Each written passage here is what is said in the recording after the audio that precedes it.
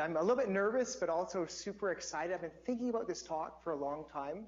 I graduated from medical school 25 years ago, and I thought, geez, if I had known the neuroscience and the kind of stress reduction and the kind of life skills then that I've kind of learned the last 10 years, I would have been so much further along. And so really, my sincere hope for you is that you'll learn something tonight that will really improve your quality of life and even your happiness levels, and to make things a lot easier for you to learn and just to feel better throughout your medical school and your residency and your career. So I'm trying to take a big swing. I'm hoping I can hit the ball and just really make a difference. Some people may learn from this talk to actually empower their patients. So you can think about it from the idea that almost every disease state is either influenced by stress or stress has some influence on its outcome. You can think about the skills that I'm teaching and how you might be able to facilitate those same skills in the people that you're serving each day. But really, I think this is about you. And how is it that you can find that more peaceful, positive, happier state and be a more effective clinician, team member, partner, parent, whatever it is going to be in your life. And we're going to have fun. I guarantee you this evening this is going to be interactive. I want it, it's going to be very much popcorn back and forth. And it's going to be a good time. I really hope so. This is what we're going to touch on. I'm going to talk a little bit about stress and burnout. I want to get into the healthy lifestyle stuff, but I want to talk about the skills. And the neuroscience is that your brain continues to shape and grow according to what you practice on the day-to-day. And there's this particular skill called taking in the good.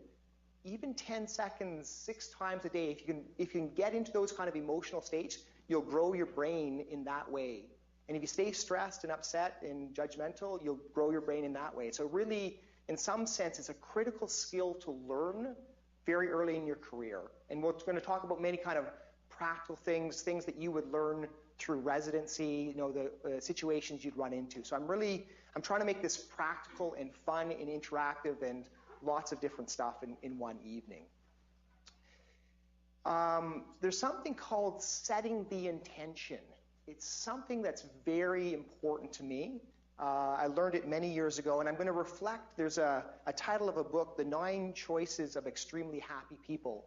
This was a couple of corporate trainers, Foster and Hicks. They were very successful in the corporate world. They decided that they were going to interview people from around the world and find out what were the characteristics of these very, very happy people. And they presumed that they'd be kind of culturally specific. And so they would go into each country, they walk into a village, they would go up to the first person, they'd say, can you please point me to somebody that's really, really happy, one of these wise, happy souls type thing. And inevitably, they get pushed along. They would find somebody's house, they knock on the front door, they were quite bold. The person would invite them in, it was the old Uncle Joseph or something like that who would invite them in to take care of them and just tell their life story. And what was really impressive to them is that it's consistent throughout the world cultures, these attributes. Now, they're also the attributes of people who do exceptionally well after a cancer diagnosis as well. So that's kind of partly my world too. But here are the attributes that we're going to touch on. Setting the intention. And I'm going to stop there and just reflect on my process as an oncologist. So one of the difficult things that we do in oncology is to actually break bad news, right? So I'm about to walk into a door. I know there's a young mother there. I know she's got brain mets. Now I got to go tell her that it's incurable and it's, her life expectancy is really quite shortened.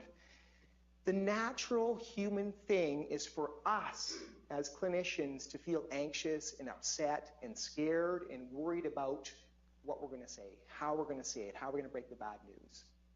And I knew from a very early stage not to run away from the patient, not to kind of blurt out the information and bolt out the door, that I would actually force myself to stay and just deal with those difficult emotions. And as the years went by, I became more and more comfortable with my own anxieties around death and dying and working with patients. And at some point, it's as if the patients could sense within me that I was not scared. that I had an openness, that there was a spaciousness within this conversation. So even though these terrible things were said and so on, they could experience, I still cared for them, that I wanted them to be better, and that we would work together and make the best of this situation. So it was a growing experience. The key to it in my mind is actually setting the intention, right? So before I'm going in the door, I'm saying to myself, I really want to be caring. I want to be compassionate. I want to listen. I want to stay. I want to be with this person. And I want to be a better physician. So that's the intention that you can set in any situation as you go into it. So that's one of the attributes. And we're actually going to practice something in a moment, a little kind of meditation experience. But the attributes of the extremely happy people were they actually would set their intention to be happy at the start of the day. So you actually wake up, put your legs over the bed and say, I want to set my intention to be, a good medical student or a good clinician or whatever it is. I want to be clear. I want to be compassionate. And to actually have that kind of subconscious message follow you throughout the day. And that's what these people are doing, is actually choose to be in the more positive state. Now, you might say, happiness is not that important to you, right? You're more interested in serving others or being a great researcher or those type of things. But the fact is, and the data, the positive psychology data is, people who are happy are more effective. They're more creative. They have more energy. And so it's okay to actually aspire to be happy. That's all right. It's not, we in the West are so good at kind of giving. We forget that the first thing is to actually give yourself the self-care, the foundation that allow you to be more effective in the world. So set that priority of self-care first. And essentially, that's what this lecture is about right now. So I'm going to go through the other quick attributes here. Accountability. So you're going to run into a whole bunch of different situations in your medical life. A team, you're in part of a team that's not working very well, and you can get very frustrated with the system.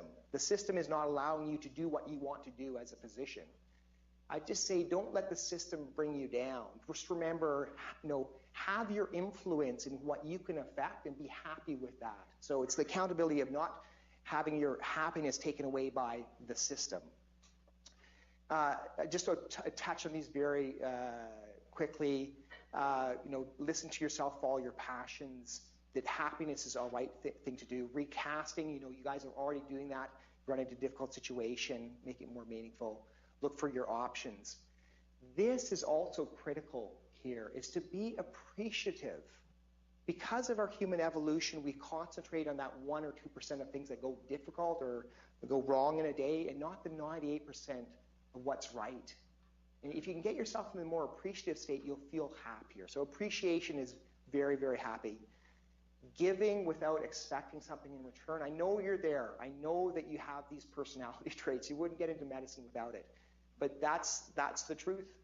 I remember I was, I think I was a junior resident. I was in Ottawa, and it was about 5:30 on a Friday afternoon, and there was an old guy in a commode chair. This is in the cancer center. The nurses are gone, the physicians are gone, the janitors were gone.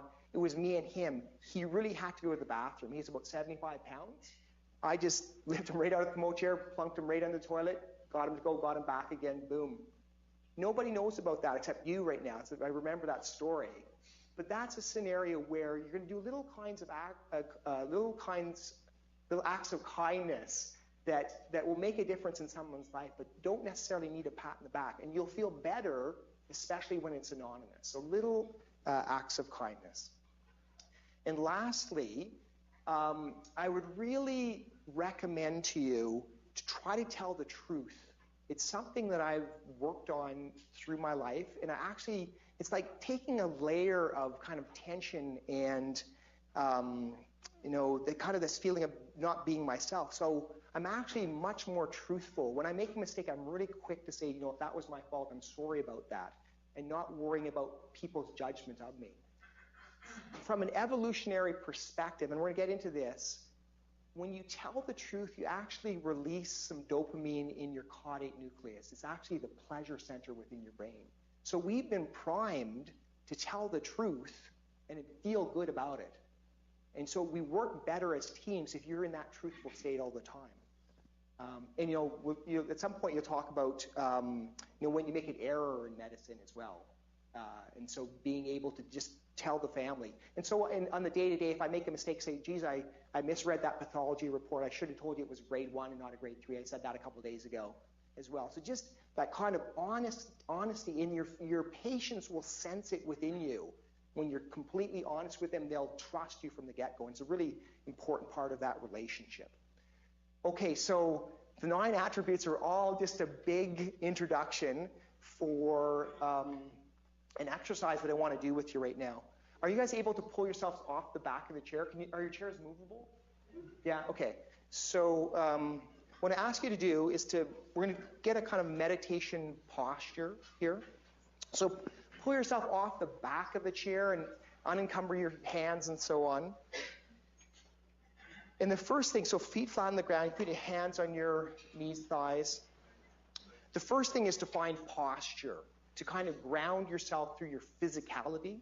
And so I want you to lean forward a little bit and then arch the lumbar spine just a little bit and find that balance point, just so that you feel like things are being held in place without much muscle. And we're going to come back to the physicality of being here right now.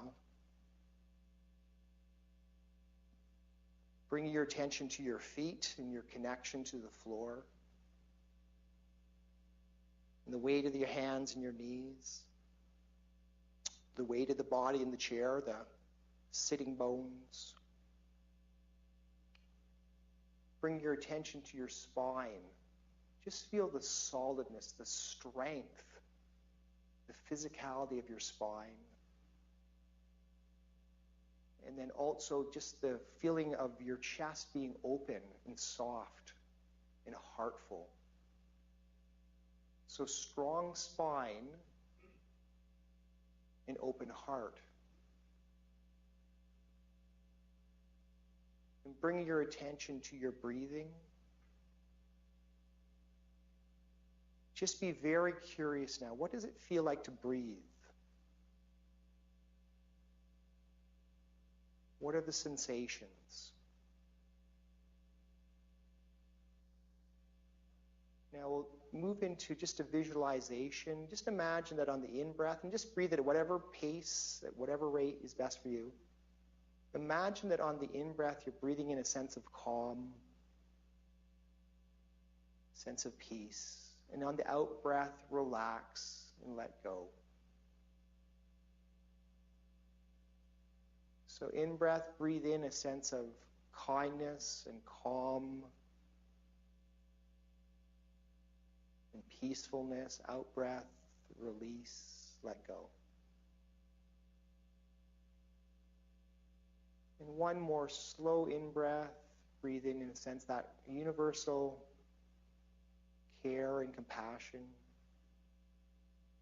Out-breath, relax. Now imagine that you could warm up your heart with a sense of compassion, sense of caring, sense of great peace. If you need to, bring to mind a loved one, maybe a little child or a grandmother, pet, maybe at a different time in your life when you're really connected with somebody who loved you a lot. And imagine that your heart is beginning to warm with that sense of compassion, that sense of caring. Like the sun coming up in the morning, that warmth washing every direction.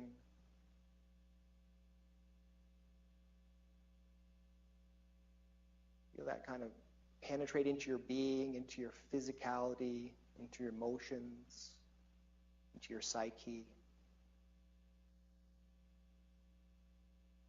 Now bring to mind someone in your life who really needs healing in some way or form. Maybe somebody has a sickness that they're struggling with, or maybe you've seen a patient recently. It could be a family member, could be a friend. Just imagine from your heart that you're sending them that sense of loving kindness, that aspiration for healing, that deep wish that they find healing at levels of body, mind, or spirit in whatever way is best for them.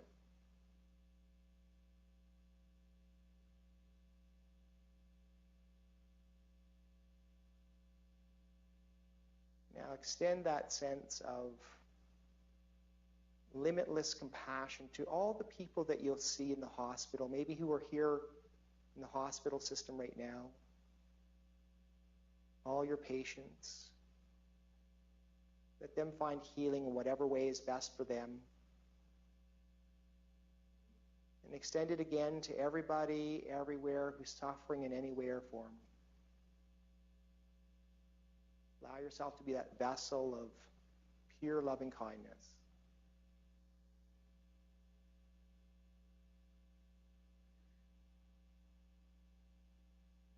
Now, within that sense of great love and great peace, set an intention for yourself.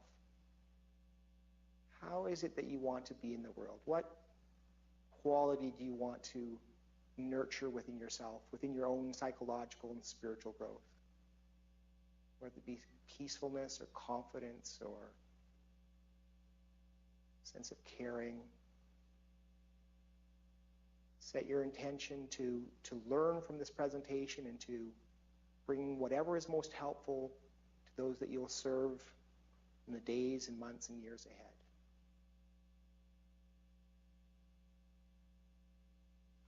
Thank you. Okay, you can relax and go back to your position. Thank you so much. You settled me down. I'm not so nervous anymore, so I really appreciate that. So, okay, so you had a profound physiological response with that, right? So blood pressure would go down, heart rate would go down, muscle tension would go down. How your brain actually functions, be bypassing kind of the stress pathways into the more creative parts of your brain. Simply, whatever, 3, 4, 5 minutes. So you can influence your physiology profoundly. Okay, so that's the exercise. I'm sorry, I'm just gonna, it's a little bit warm here, hot stuff. So, okay, I'm gonna tell you 2 stories about vulnerability that we as healthcare providers can suffer. First story started out about 10 years ago. I walked into the pediatric neurosurgery ward, and as I was walking along, I saw a scene on my right side that kind of shocked me in that moment. There was a mom who was sitting on the chair like this, and her daughter was kind of straddling on her and kind of hugging her mother. And what was remarkable was the mom was like sobbing, and the daughter was saying, "It's going to be okay, Mommy, it's going to be okay." And she had done that actually for the 6 hours it took to come down from their community.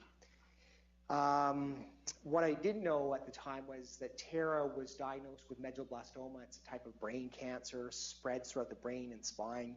She had a very aggressive case. Her mom had just figured this out, and that I was going to be her radiation oncologist. So part of the kind of curative process is chemotherapy plus radiation. The radiation goes to the whole head and spine. The kids have to lay flat. In those days, they laid, chest down, prone, and in a mask, and having to stay still for about 20 minutes, half an hour. And we used to bribe the kids, and we still bribe them actually, with a little tickle trunk. They get a toy every day if they stay still, and so on. Tara was one of these. She's 8 years old, dark brown eyes, beautiful girl, and she was one of those.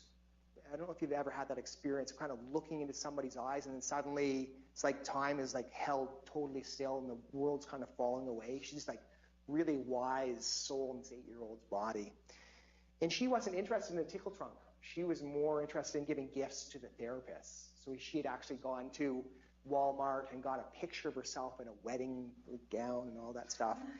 And when I saw that, it really kind of hurt my heart, because I just thought, the chance that she survives this and makes it to adulthood, gets married, and so on. And so I was a little bit hurting at that point in time.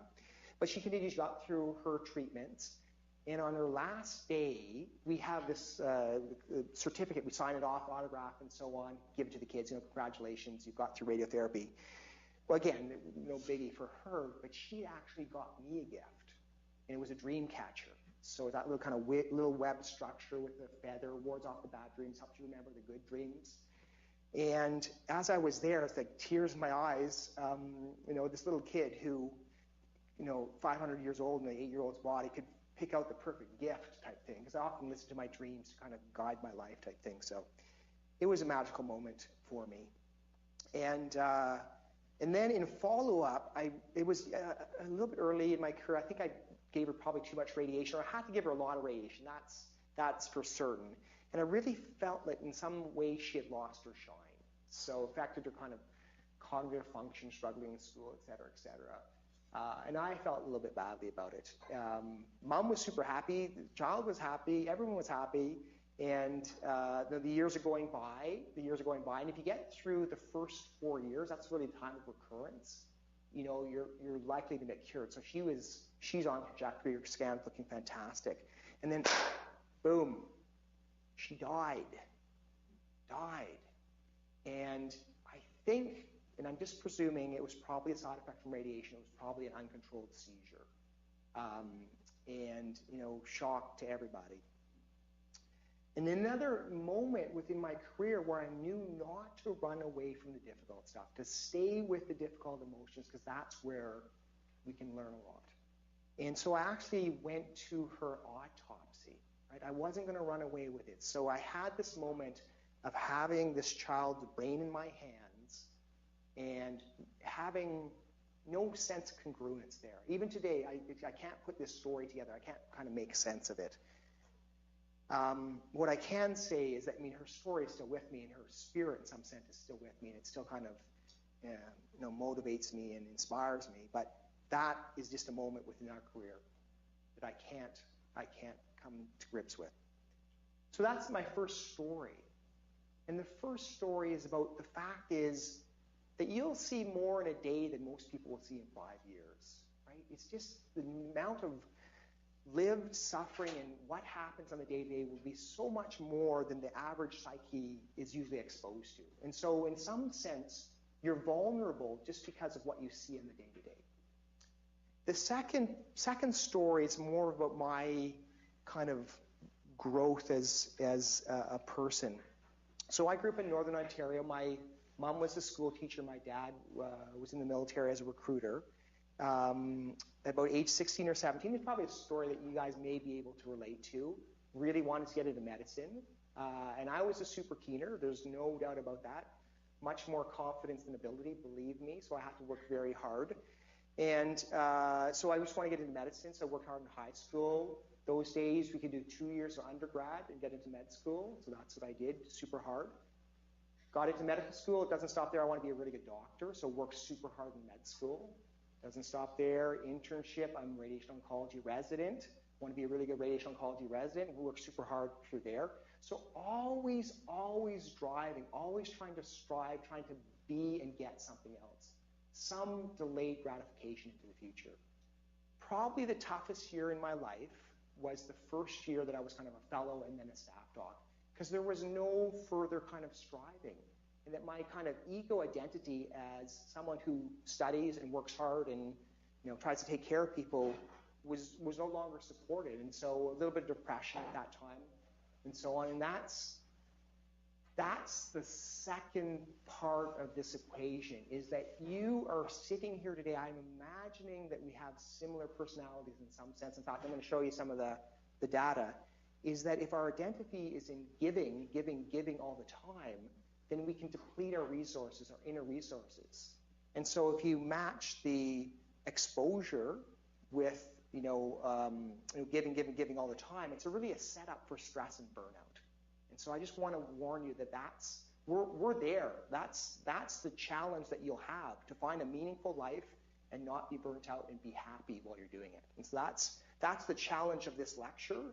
And I'm going to try to go through some of the skills that you can actually practice and learn and teach people in the day-to-day that will help you. Okay. We'll start with another little slide here. So this is from 99.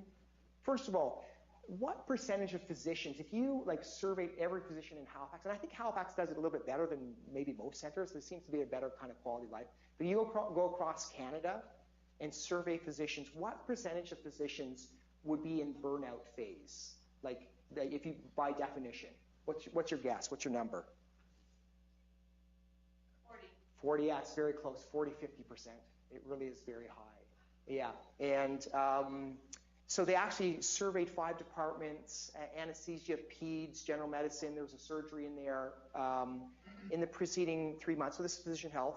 1 in 4 felt really stressed. Too much going on, I don't have the resources to do it. 1 in 5, 20%, yikes, really felt that their emotional health was very poor. 12% had thought about suicide. Talking about 1 in 8 physicians thinking about they're too burnt to do it. And 7% had actually started to create a plan around it. So it's real. I'm trying to scare you into thinking about these issues being real. There was a young man who committed suicide in medical school, my 4th year of medical school, when I was a 4th year resident. Yeah, so sad. A really like cool and positive and great person. Just so sad to have lost him. Anyways, it's real, I guess is my point. So why is medicine challenging? And I mean, you can read this as well as I can, and I'll point you to the last one, working with difficult and special patients. So Tara, my story, so that was a difficult or a special person. Just seeing all that disfigurement and disability, the injustice. If you can't come to terms with some people are going to die young and in unjust ways, that's going to be difficult from a psychological perspective.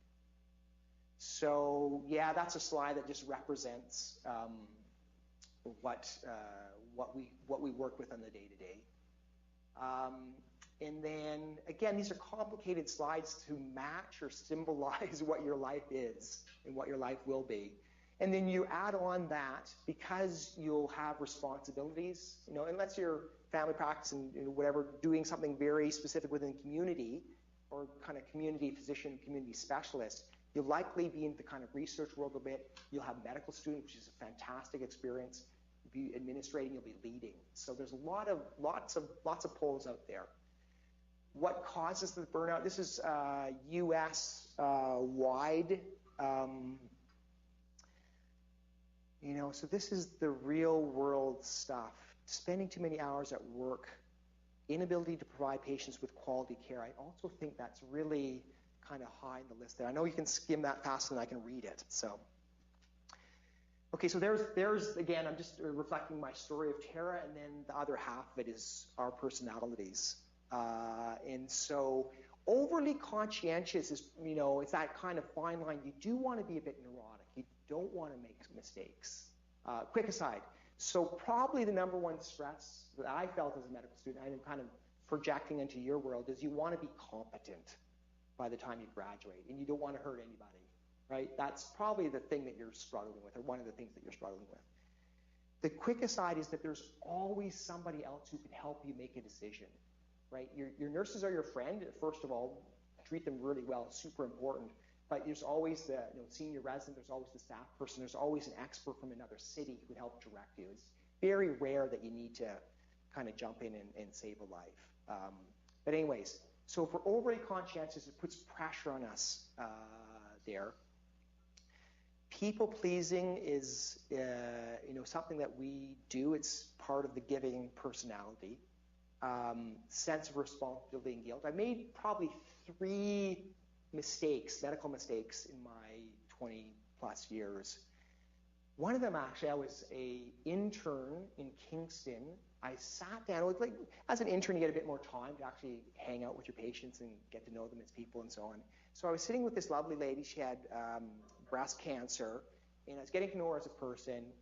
And I saw that she had more edema in her legs, so I actually bumped up her Lasix. But I also had noticed that her potassium was a bit low.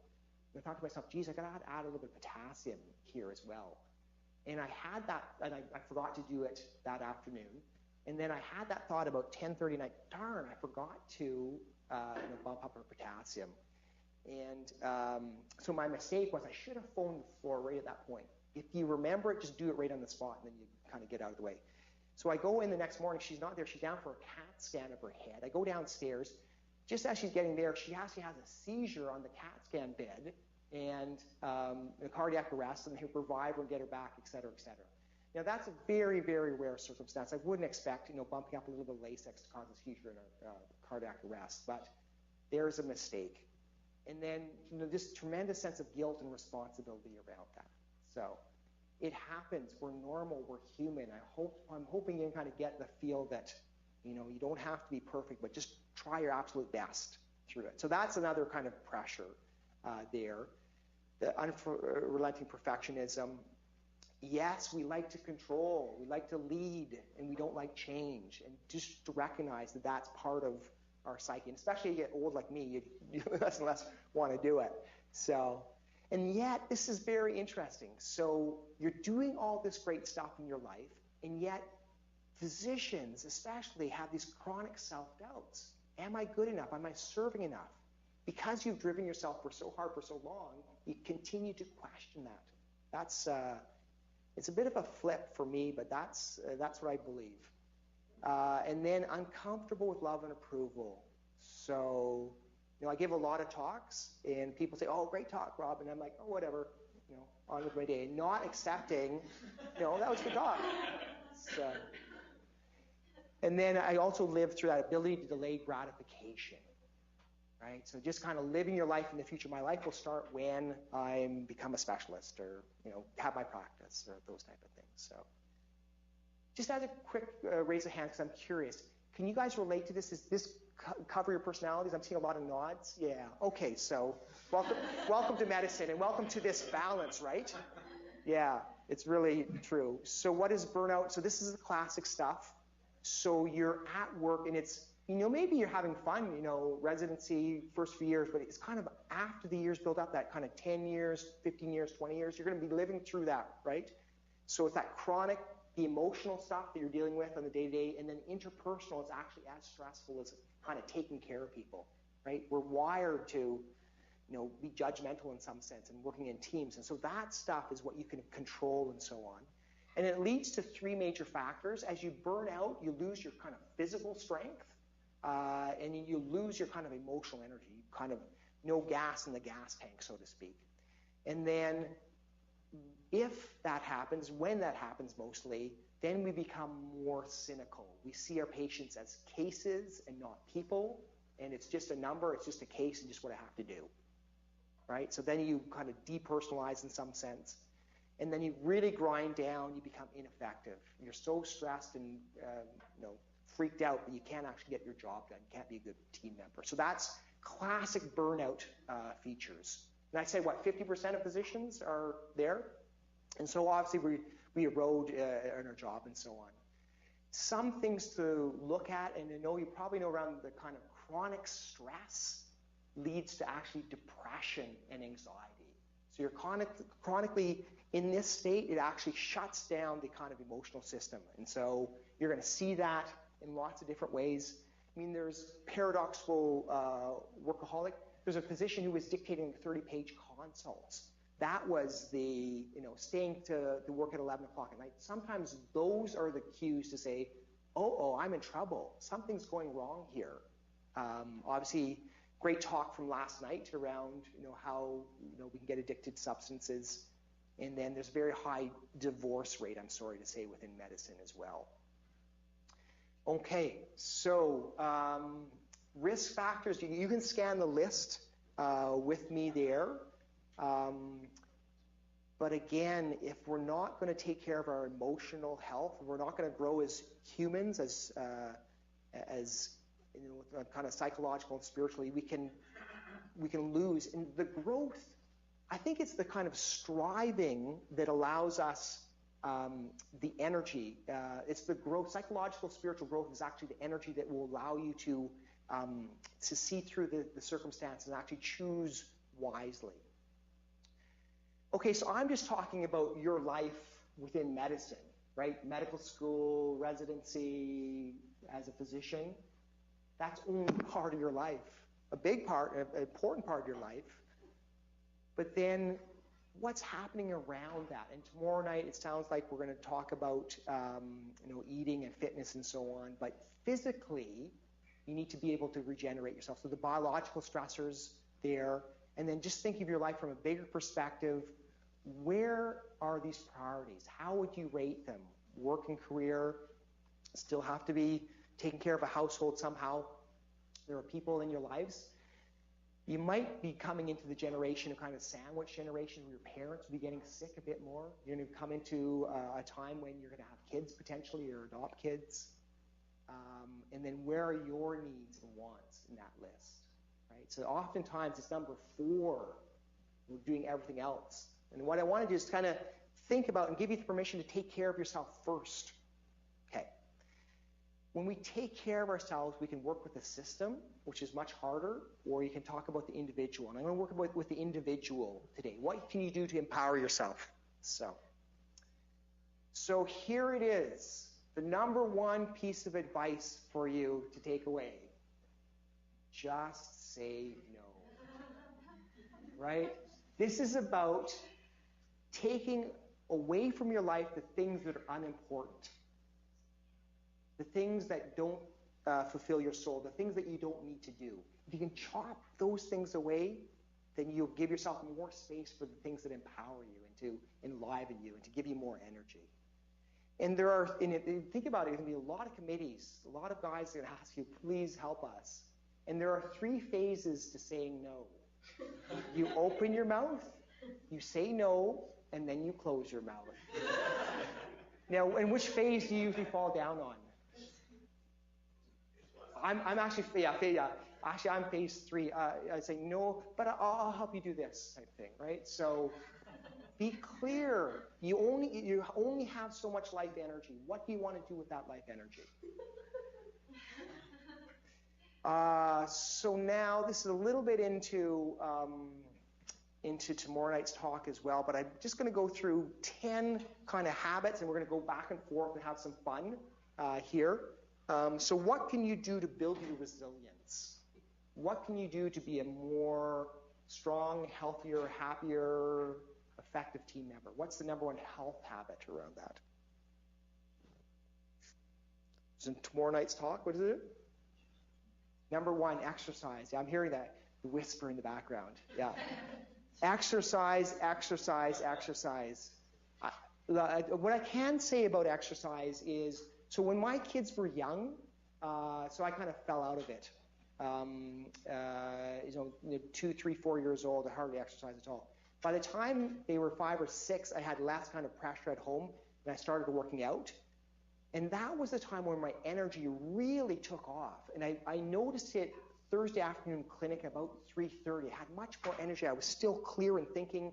I mean, I was just a better physician because I was there. Okay.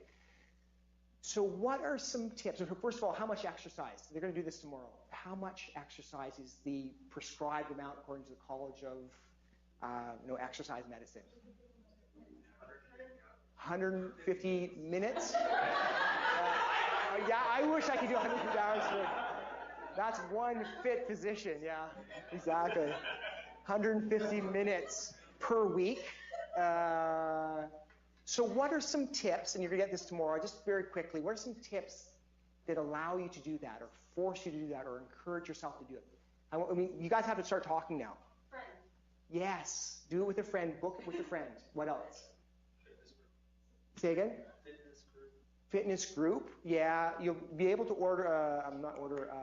hire a personal trainer at some point in time. Routine. Routine, yeah. So for me, for instance, every time after work on Tuesday, if I get home at 6:30, get home at 5:30, it doesn't matter. I'm working out at that particular time. So it's part of my routine. Or bike into work or power walk into work or take the stairs or set a goal. I don't want to take tomorrow night's talk away, but anyways. So you're going to get a point. We're going to assess our health right now. And I'm going to ask you to kind of are you in that category of 6 times 30 minutes or better? I'll take 150 minutes even. Are you 150 minutes a week? Okay, so you're going to get a point if you're able to do that. How hard does it have to be? 65% of the maximum preventive range. Yeah, so sweating or like slightly short of breath. Like, so it's real exertion, right? And I'm also teaching what you need to teach your patients, right? So you're learning this to teach them. Okay, number 2, healthy habit. Diet, right? Agreed. What are the components of the healthy diet? Very quick. Yes. Yeah. Low fat. What else? What else do we need in Canada? Dairy has vitamin D. How much?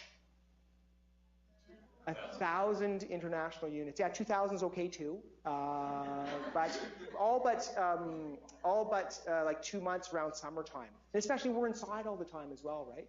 So vitamin D. Where's your vitamin D bottle? Right? So I have it right beside my sink, so I know to take it every morning when I see that. Okay. So what are the tricks that you use to make sure you eat healthily? This is kind of a warm up for tomorrow again. Right? Bring in the healthy stuff. Yes, bring it with you, right? Or I happen to like fruits and nuts, like a trail mix type stuff at my office. Make sure you choose the healthy stuff, when you go into the cafeteria. People who are tired are more likely to want fatty food, so you have to be especially wary there. Okay. Yesterday, if you got 5 or more servings of fruits and vegetables, you get a point in this particular test. Okay? Is that fair? Maintaining a reasonable weight. What's some quick advice around maintaining a reasonable weight? Actually, I'll forget it. I'll give it to you. 5210. So 5 is 5 servings of vegetables. Eat your vegetables first, so you fill up on the really healthy stuff before you get into kind of high carb stuff. 2 is limit your screen time to less than 2 hours per day. Super hard to do, right? Because you're like on computer, et cetera, et cetera.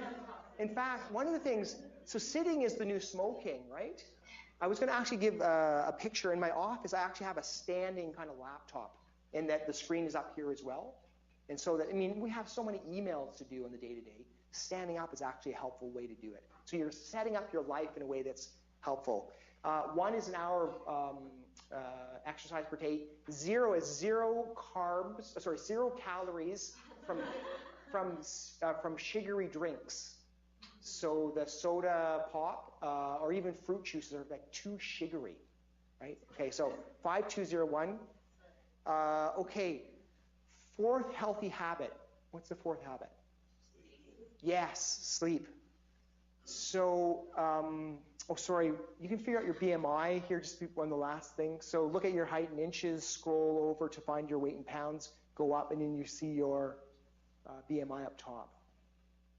I'm going to be mean today, 24, 25, 26, somewhere in there or less, you get a point. Okay, sleep. So something called sleep hygiene, right? So what are the ways that you can promote a good night's sleep? What are same time, yeah. Dark room, coolish, same place. Say again, turn off your phone. Yes, thank you. In fact, turn off your screen. So the blue light off of any screen within the last half an hour actually inhibits sleep. So I happen to like to read a book as the way to help myself get to bed. So the screen stuff is there as well. What else? Routine. So you're doing the same routine. Another one, think of it from an evolutionary perspective, is that our ancestors had that light that was dimming throughout the evening, right? You want to try to replicate that by not having the bright lights on. 90 seconds of bright light in the middle of the night will suppress melatonin and other hormones in your system. So keep in the dark. Wear your eye patches. If you need to go to the bathroom, do the blind person's walk to the bathroom. You really should do that as well. So it's part of the sleep hygiene. What do you do if you wake up at 3 a.m.? Bing, I've got a test coming. I don't know what to do. What do you do? Papa sleeping pill, yeah. So some people think they go to a different room because you don't want to kind of associate your bedroom with poor sleep. I don't do that one. I just go through the boredom but I stay in the dark. I practice a relaxation technique, breathing, et cetera, et cetera. Usually within about 2 hours, 2.5 hours, I can get back to sleep. And I get that last hour or two of sleep at night. And that's what works for me. Okay, so sleep. Oh, taking a nap. So there's now very good data. So I'm thinking about your kind of world within residency, internship. You're going to be times where you're really quite tired. Circadian rhythm puts you into that kind of sleep phase. If you can, take a nap for that 15, 20 minutes right around 1 o'clock, 2 o'clock, or whatever, 4 o'clock. The data shows that if you nap, you get a better night's sleep that same night. You wake up more refreshed the next morning. If you nap, you're better able to learn afterwards. And there's like different capacities around it. So don't tell my boss, but I actually take a nap most days. It means that I simply have that 15 or 20 minutes extra of paperwork at the end of the day, but I feel better throughout the afternoon by taking a nap. Sometimes I lie on my office floor. Sometimes I get home and actually have a nap in my bed. So, okay. Last night, did you get 7 or 8 hours of sleep? Yeah. Yeah, some people are like, yeah, baby, 12. I'm really sharp. So that actually, you can also learn better by sleeping and by exercising. By exercising, you're releasing the brain-derived neurotrophic factor, and you actually learn better when you exercise. Good. Last one, I guess, what's the fifth pillar? Relaxation meditation, read my mind, right? It's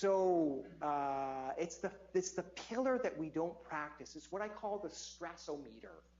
So we can either be kind of in our lives agitated, frustrated, I'm nervous all the time, and that's the kind of anxiety feeling that we feel, that kind of irritated feeling, like being at a stoplight or cars idling and so on. That's normal. That's our human. We're an anxious species. It's called the nervous system for a reason. But the fact is, you can bring yourself down into a more peaceful and positive state. You'll have the same challenges, but you'll be in a more peaceful state. And that's the benefit of practicing a relaxation technique. And to kind of demystify that for you, I've been meditating for about 15 years now. And so what I do, and I did this morning, I go downstairs, half an hour earlier than I would have got up otherwise. I kneel on a mat like that, get my nice posture and the whole business, and I begin simply following my breath. And within about 3 or 4 seconds of starting that, I'm starting to think about, I've got this talk tonight with the medical students, and are they going to understand? I'm not sure if they're going to like that part. And then at some point in time, I realize that I'm thinking about the future, and I bring my attention back to breathing. Within about 5 seconds of that, I'm starting to think about what happened yesterday. I was at that departmental meeting, and there was this kind of silence, and then I cracked that joke, and then nobody laughed. Why don't I just shut up? I'm such a goof. And so at some point in time, I realize that I'm thinking. I bring my attention back to breathing, and a few seconds later, I'm kind of off thinking, something else. And this is 15 years later, and it's a very similar experience. The kind of, a few dozen times, off and then kind of there. Luckily, I get this kind of feeling of being settled. At about the 20-minute point, 25-minute point, it's like, I'm kind of in my body, kind of, things are starting to really relax. Now, the chattering mind doesn't stop. It's still chattering, but it's just not quite as loud. It's not so distracting. And the days that I meditate, actually, I feel that I'm in a better space. So I'm like my stressometer's at that kind of lower level, and I think I'm a better physician because of it. And the reason I say that is that I'm doing one thing at a time. I'm really paying attention to what's happening in the here and now. I'm more compassionate. I feel like my heart is further open. I really care for people more easily as well.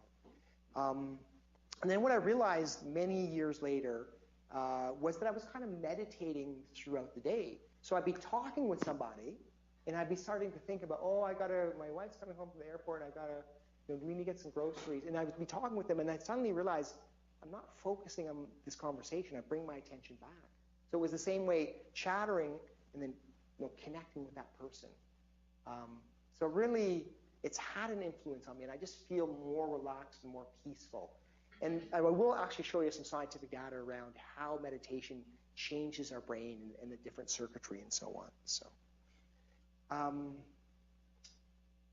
So that's my experience. So do you practice anything within your week, even once per week, where you actually have that experience of kind of slowing down the chattering mind and bringing yourself back into your body, into relaxation? Okay, so you get a point if you do that. And not all of us can kind of sit there. Okay, so the other ones, are you having fun? Are you scheduling something that gives you kind of a little bit of balance within your life? And it could be, movies, it could be, night out with the guys or whatever. So give yourself a point if you're actually doing something proactively where you're scheduling beforehand. Do you feel supported in your life? And this is an important one for me as well, because we're in this kind of culture within medicine, which I call rugged individualism. We're all going to put up our mask, and we're all going to appear really confident, and that's what guys do. And if you're here in medicine, that's what you do as well. And the fact is that we're hurting on the inside for the most part. That's my experience, chatting, connecting with hundreds and thousands of people. And so that's okay. You need to be competent, but at the same time, I think there needs to be a place in your life where there's at least one person that you can go to and say, I'm having a really crappy day. I just saw that case and it really hurt, or I'm really stressed out about that particular situation. And realize that those are all I statements. I'm trying to coach you around the method. It's not like those guys are a bunch of goofs. It's not like that. It's like I'm hurting on the inside here. And just that wise person in your life who can just listen, not try to correct the problem, and just listen and hear you out is therapeutic within itself. So being authentic to your emotions by being able to express it, and that's very healthy. So, okay, so you get a point if you feel like there's somebody who can actually go and talk to that would just listen you out. Do you have a home-work balance, right? Because you can kind of penetrate both ways, right? You can bring your medical school totally into your home life, and you bring your home life totally into medicine. So if you feel like you have the balance that way, are you nurturing a spiritual life in some way or form? And that doesn't necessarily mean going to a world tradition-based community or that type of thing. It can be different ways to kind of reflect and experience something that's bigger than ourselves. So reading or walking or those type of things. So if you're nurturing your spiritual life, you get a point. And lastly, just the little bit of antenna up to how your friends are doing. And so in the last month, if you ask, a friend to say, how are you really doing? How's your family? How's your kids? Whatever it is. How are you guys doing? Get a point around that. Okay, so here is the list. You get a point for each healthy activity here. You get a maximum out of 10. So I want you to kind of figure out your score. Can you explain the spiritual life part? Yeah, so the idea is that there's more to life than just doing something on the day-to-day. That there can be a perspective that is either transcendent or connecting, and to have that kind of philosophy. For instance, so I'm meditating, and I can see that I have a body. I can see that there's breath there. I can see my emotional life. I can see my thinking. But I also realize that there's an awareness, a consciousness that holds everything. How is it that it happens? So just even to reflect on that, or to read about some aspect of life from a bigger perspective, whatever feels right in some sense. So if you're having those thoughts, or you're facilitating that type of thinking in some way, you get a point. Okay, you got your number? Okay, so I've done this in lots and lots and lots of groups, so I'm able to interpret your number here. Okay, so 10, lots of liars. 9, yeah, not maybe an arts degree to start out with. I'm just teasing. I'm teasing. Arts is great. 6 or 7 is actually a good, actually a very good score. I like honesty. Honesty releases the hormones. Welcome to medicine, yeah, and go right home. Yeah, we need to help you. So I want to just chat. Sean, how much time do you think? Another 15 minutes? How are you guys in terms of energy? Yeah? Why don't we actually, everybody stand up right now. We're going to do a little bit of Qigong together. Yeah. So this is based on ancient Chinese medicine, the idea that there's qi, or kind of life energy that's surrounding us, and that there can be blocks within the system. And so take your kind of shoulder width posture, bend your knees a little bit, good posture in your back. Think of yourself being in kind of chest deep in warm, beautiful water. And then the arms are kind of hanging. And then simply raise your hands through that, breathing in through the nose and then breathing out through your mouth. With a little bend in the knees there. And again, just again, feel your body breathing in through your nose. And out through the mouth. Again, breathing in. Focus on the sensations in the breath through your nose and out through your mouth. Very nice. One more. And out. Very good. We're going to do painting the rainbow. So just kind of arch over to one side. Imagine there's a big rainbow between your hands. And again, just listen to your body and do what you can do. Arch over the other side. That's very nice. You guys look better than I do. There. Very good. And last side here. Great. Good. Thank you. Please have. And so even in the middle of your day, doing the emails, catching up. Okay. So I'm hoping you're going to actually learn kind of a little bit of kind of neurophysiology at the same time that I talk to you about this. I'm basing it on this author, Rick Hansen, who wrote 2 books, The Buddha's Brain and Hardwiring Happiness. And so he's drawing on the most recent neuroscience. Our understanding of the brain has doubled in amount in the last 20 years. And it's just kind of exponential in terms of understanding that neurophysiology. So it's really quite fascinating from my perspective. I really believe in evolutionary drives as to how we work as human beings. And if you look at the numbers here, so about 650 million years ago, the multi-celled organisms, and 600 million years ago, those organisms became so complex that there had to be a sensing and a motor part to it. So that was the origin of the nervous system, to be able to send the information from sensing to our motor systems. And then the nervous system kind of got built on like floors in a house. So you build the kind of the basement first, and then you put the next layer onto it, and the next layer onto it. So for instance, you have the kind of the brain stem. The reptilian brain is the kind of basic brain. But the cerebellum coming right out of the back has to do with motor and coordination. And that grew out next. And the third part of it was the mammalian brain, which is the limbic system. And then even 2.5 million years ago, our brains were about a third of the size that they are right now. But even then, they could create tools. And then the vast majority of of this time that really had an influence on us is the living in tribes of 100 to 150. And you were competing not just to find food, but you're competing against other tribes. And so you have to think about what kind of human qualities would you want within your tribe as a collective for your tribe to do well.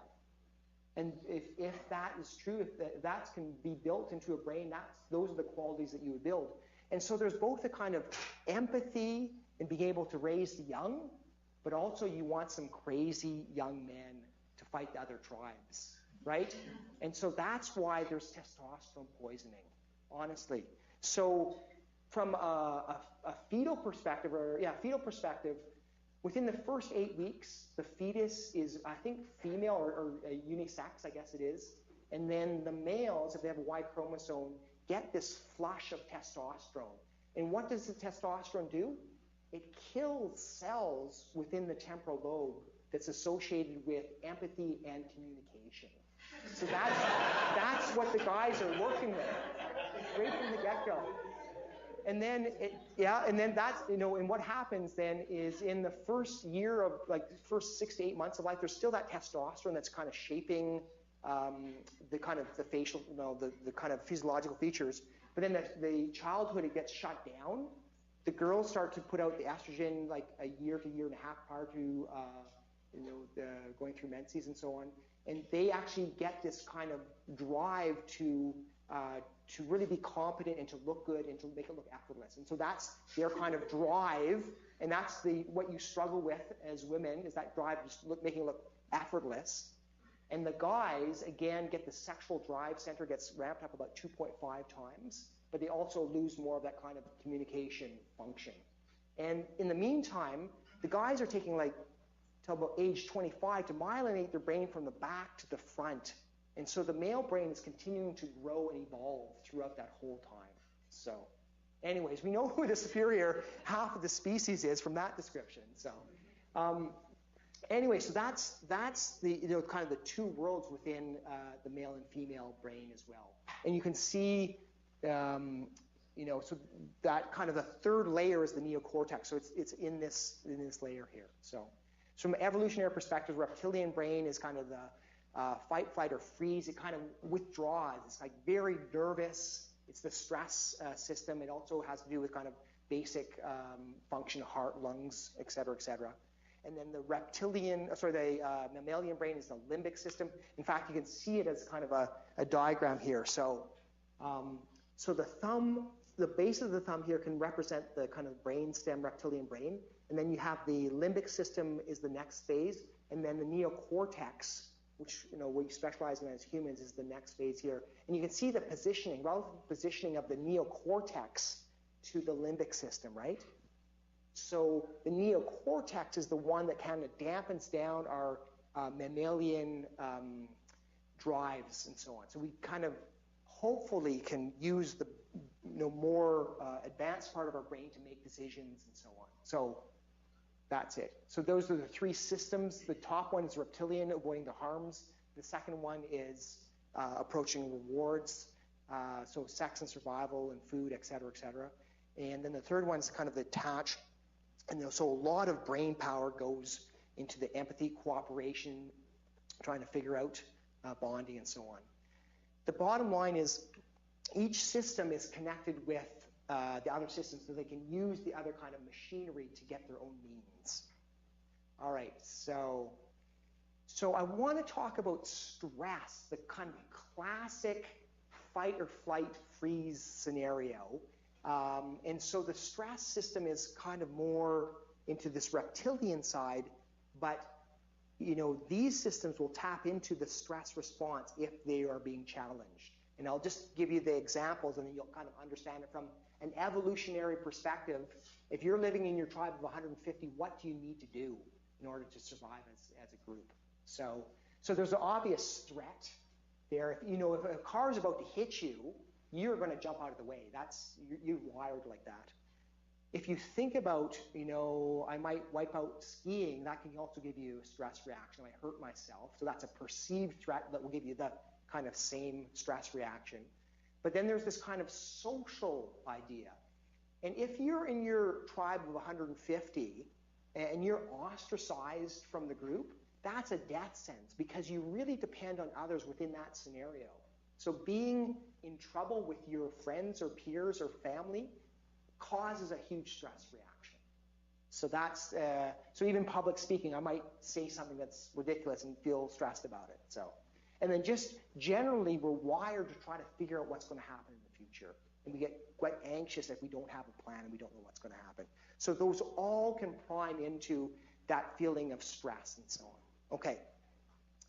So classically, there's the threat, and then it's our perception of what's going to happen, and then we have both a physiological reaction, adrenaline, cortisol kind of rush through there. Cortisol actually primes the amygdala, which is kind of like the alarm bell, and cortisol also really dampens down the hippocampus, which is an area where you actually set down memories and so on. And so when you're stressed, you can't remember as well. You can't think as clearly because your brain is working at kind of these sub levels. Okay, make it real for you. I want to make sure that everybody's able to talk right now with some other person, because I'm going to ask you questions. I want you to be kind of chat over me, because I'm going to ask you questions and you're going to chat to each other while we're doing this. It's about a 3 or 4 minute exercise. Make sure you can turn and chat with somebody. Could be groups of 3. Okay. All right, so the first thing is, what are your triggers? So talk over me. What are the situations, keep on talking, what are the situations that where you suddenly feel upset, threatened, scared, flustered? Keep on going, chat to each other. What is it? Is it dealing with an angry person? Angry patient? Yeah. What freaks you out? Okay, stop. Number 2, in that moment, when you're suddenly dealing with an angry patient, or suddenly you're thinking of having an exam, or just about to walk into an exam, or suddenly you're feeling that anxious, if you press the pause button and do a scan through your body, what would be the physiological reaction? And so think about the adrenaline. It's like shortness of breath, it's the pounding heart, it's the tension within the muscles that gives the muscle aches, the headaches, grinding of the teeth, dry mouth, kind of acidy stomach, diarrhea, sweaty palms, shaking. What is it that happens in your body when you're suddenly stressed? Go for it. You got 30 seconds to tell each other.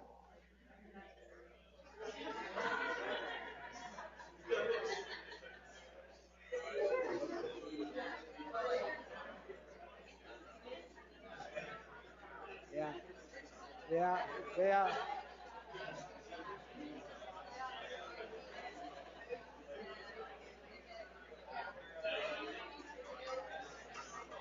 Great. Good, bring it back. Yeah. Got them going. Okay, bring it back. I love it. I've been seeing all these signals. Yeah, I feel it here. It's like, yeah, it was fantastic. I love the fact that you're able to identify. You'd be really surprised at the number of people who can't do that exercise. I mean, I run weekend retreats. I'd say 50% of people can't say, I feel it in my heart, or I feel it here or here. And those are the proactive people. Okay, what happens to your emotions? Do you become numb, angry, see red, feel like crying? What's the emotional response? Go for it. You got 30 seconds or less. 15 seconds or less.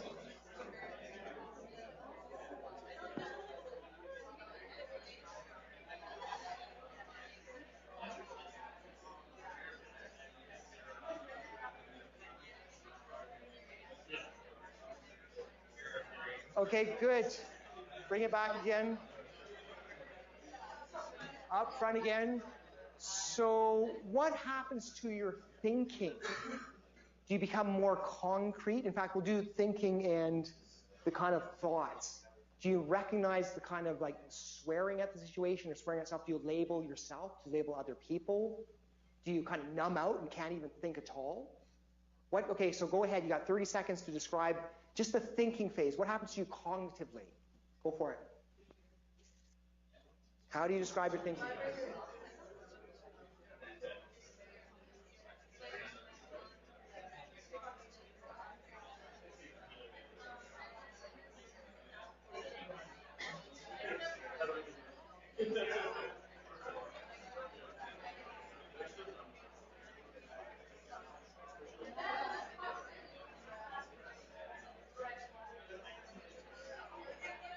Okay, great. Good. Okay, time to de-stress. So we're going to do this little exercise right now. So I'm going to actually ask everyone to stand up on the spot right now. And so I just almost getting your position, but I just want you to kind of feel your kind of stress level as you're experiencing it right now. What does it feel like? What's your energy? What's the stress level? Just, where's that? Where do you feel your energy? Okay. Now we're going to play acting, and this is a kind of a Halloween situation. You're 8 years old, and you're walking around the corner, and your brother or friend or whatever, somebody mean, has a really ugly, scary mask on, and as you just come around the corner, the person goes, "Whoa!" at you, and it just scares the bejeebies out of you, okay? And so I'm going to go boo, and you're going to act as if you're scared. And so what I want you to do is this classic, like that, okay? So I'm going to go boo, and you guys go, "Whoa!" Okay? Ready? Yeah.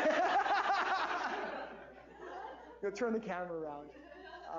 Okay, so 1, 2, 3, boo! Oh, come on, guys. Okay, ready? Let go of it. So this is like really breathe it in and really raise the eyebrows and really go like that. Ready? Ready? Boo! Good. One more. Boo! Okay. Scan your body again. What does it feel like? Where's the energy? You feel it up there? I feel it here. Where do you feel it? There? Okay, good. Okay, so now I've provoked a little bit of a stress reaction there. Now we're going to actually de-stress. So we're going to do 4 slow breaths. You can put your hand on your lower abdomen. Breathe into your abdomen, not your chest, just low abdomen, slow breath in and out. And become very curious. What does the feeling of breathing feel like?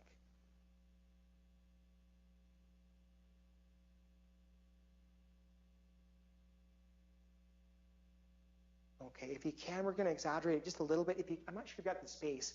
Can you put your hands on your knees like that? Maybe turn sideways if you have to. On the in-breath, breathe in, arch your back, look towards the sky. Breathe through your nose. On the out-breath, stand up, look towards the ground, breathe out through your mouth. And again, just slowly arch and look up on the in-breath. Towards the sky. On the out-breath, relax, breathe out. 2 more. Breathe in. Breathe out. And 1 more.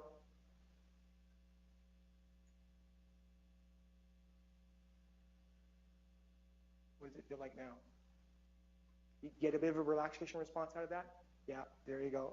Good. You have a sit. Great.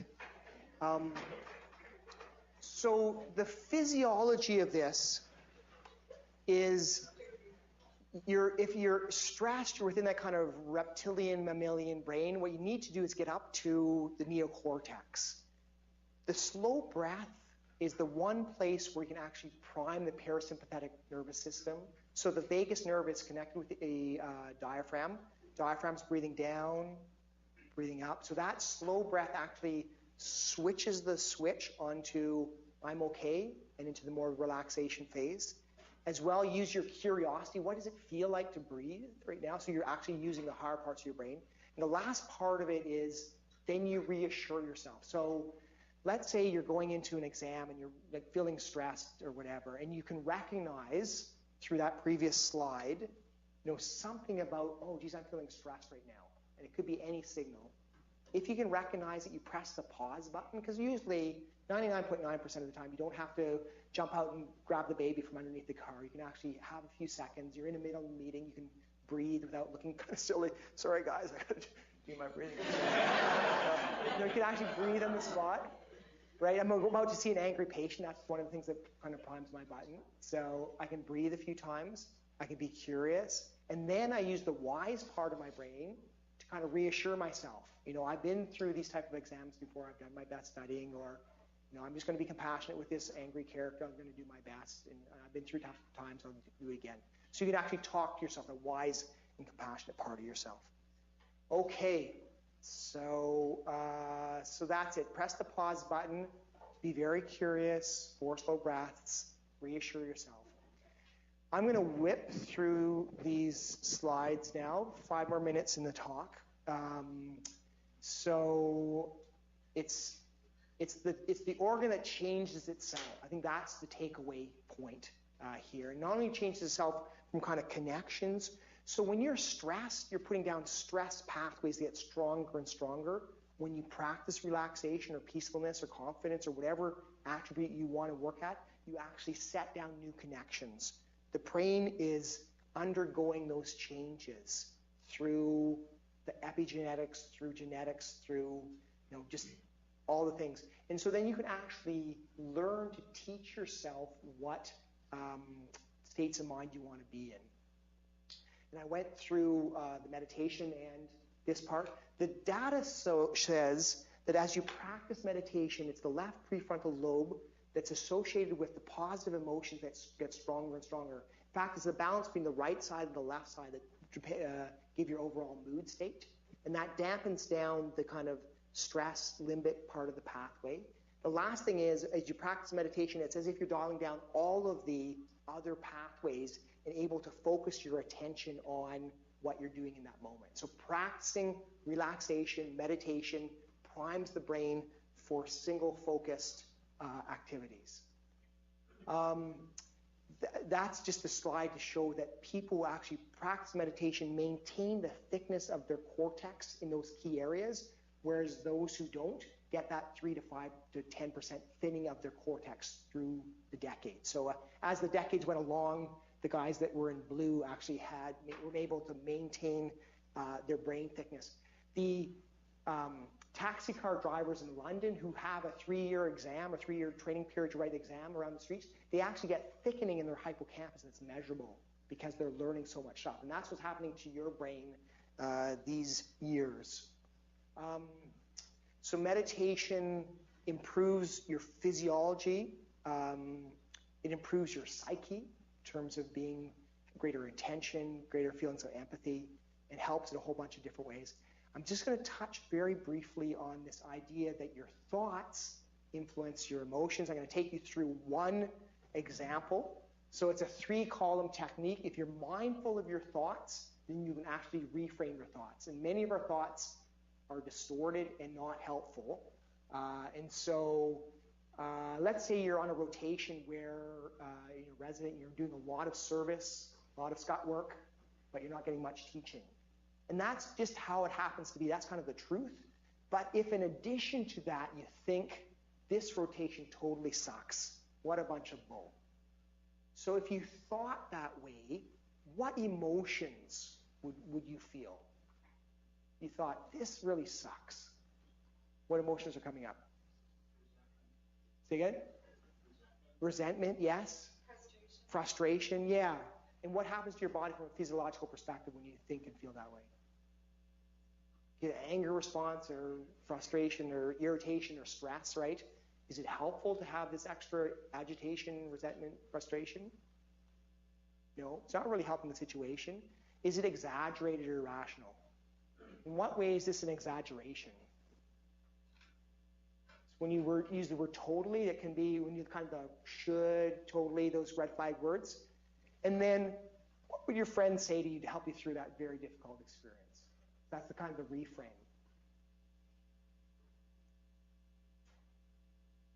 So, and I know we're like, this is going to be super fast, but anyways, the reframe has 3 components. One is the acknowledgement. You know, this is frustrating. It is a difficult time, but I can make the best of this. I'm still learning things. So you're kind of being more realistic with it is the way to reframe there. So I just want to touch base that there is this idea of cognitive therapy or reframing that helps you through the difficult words. Okay, I think we'll end essentially there. I'm going to tell one last story then. So it's the 2 wolves in the heart. So there's a First Nations tale, it probably is quite true, of an elder woman who's coming to the end of her life. And she's this wonderful, great person, great spirit. And her grandson approaches her and says, Grandma, how is it that you were able to maintain so much positivity and happiness, and you're so wise, and people just love being in your company and so on? And she said that as a young person, I realized that I had 2 wolves in my heart. There was the wolf of fear and the wolf of love. And depending on which wolf I fed, it would be the wolf that would grow in my life, right? So we all have those difficulties, capacities within ourselves, and if we feed them, feed the things that make you a better person, you'll get stronger and better at it.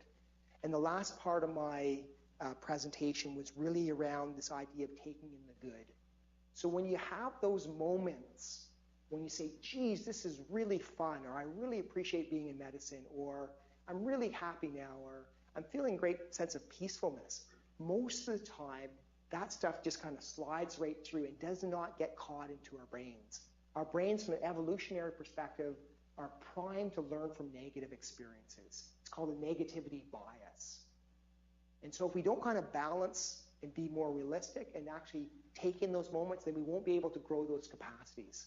So no matter what capacity or quality you want to build within your life, if you practice it and actually hold it within your mind for 10 seconds, 15 seconds, 6 times a day, then you'll actually be able to grow that and so on. So it's like the people writing a gratitude journal, actually after 21 days, they're able to appreciate their life that much more. So, okay, so I'll finish there. There's so much more. I get the 5 hours that I wanted to pound in here. So sorry about that. So anyways, I'll stop now and take some questions. So, thank you. Yeah.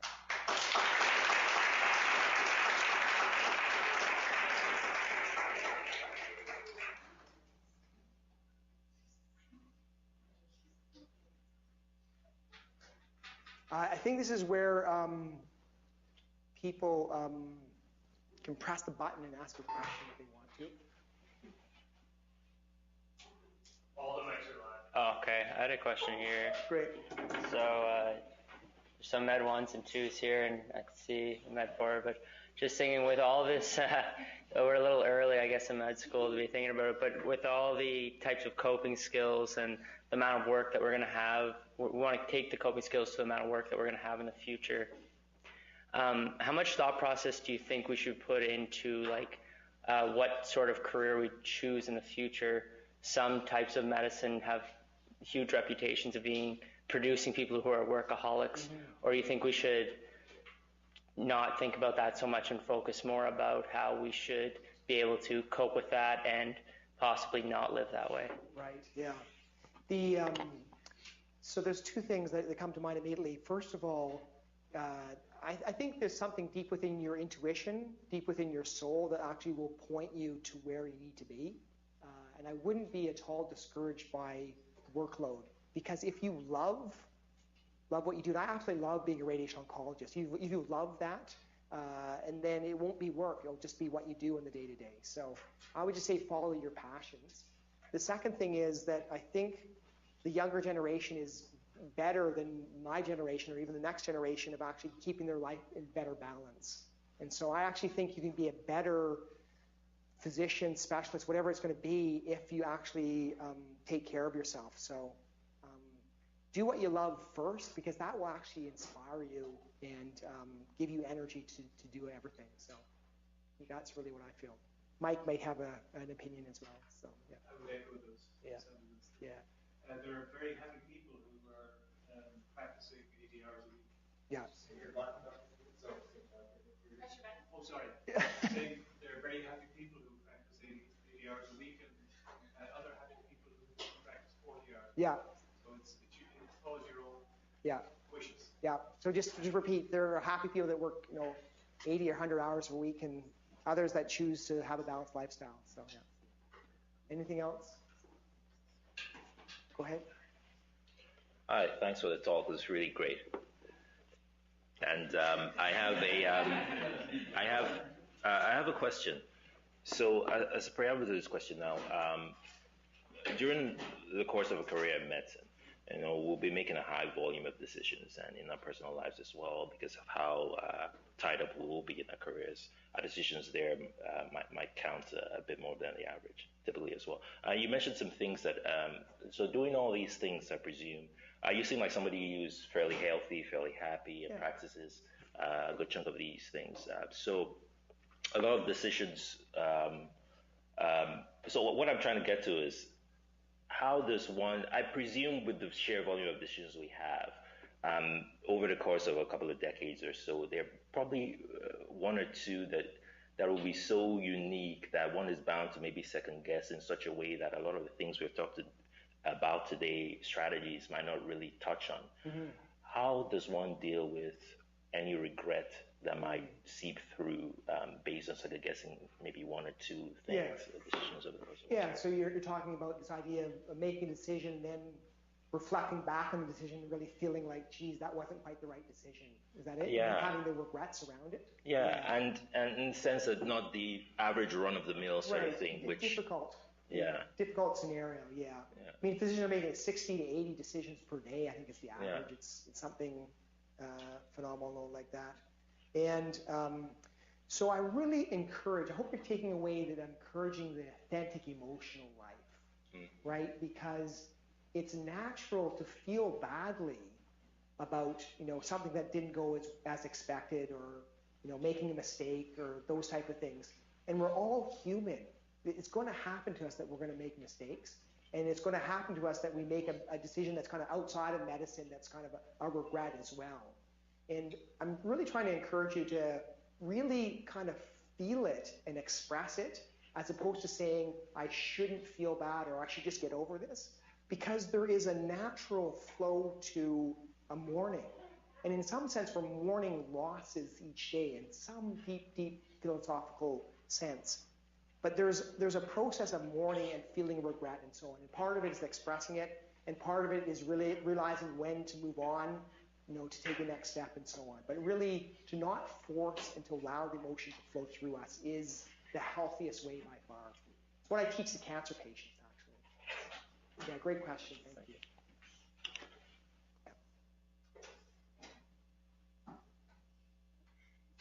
So I'm anything from St. John?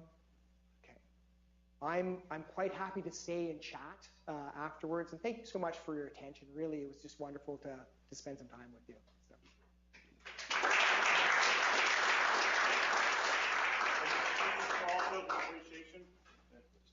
Thank you very much. That's great. That's very nice.